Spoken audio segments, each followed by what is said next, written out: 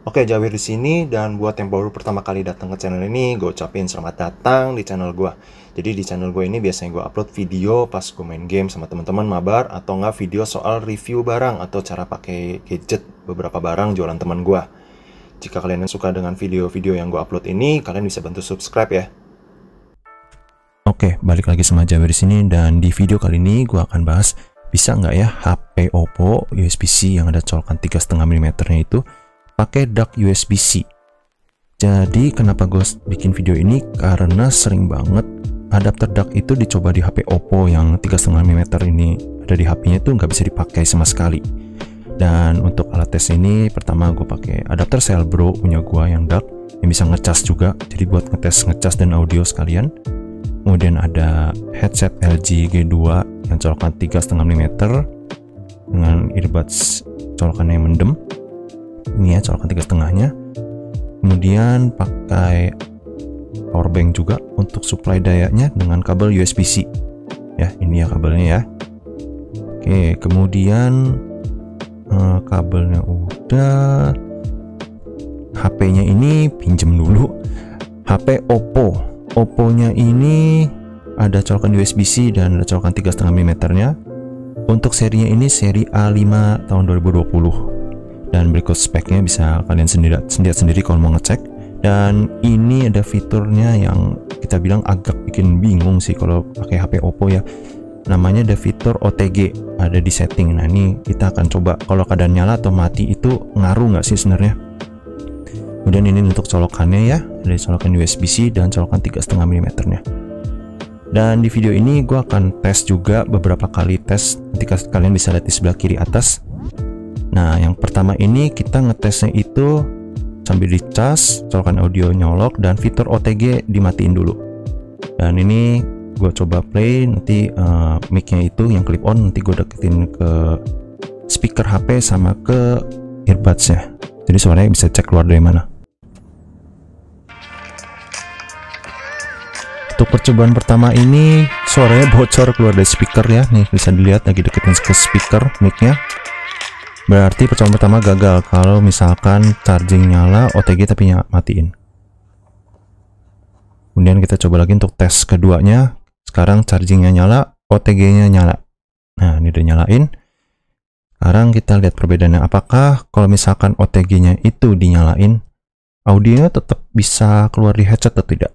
Berikut kita coba. Dan ternyata bocor juga. Tapi semuanya fitur chargingnya nyala.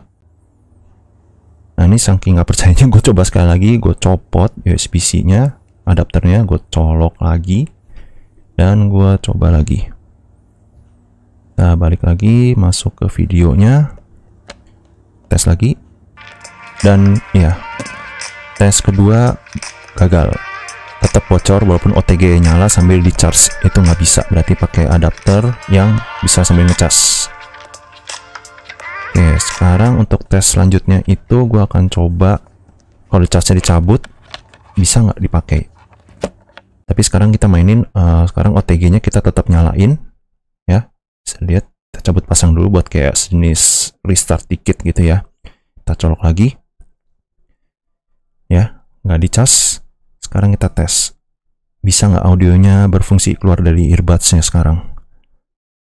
Dan nah ini musik udah nyala, di speaker nggak ada suara, dan gue coba deketin ke earbuds, ada kesek-kesek ya.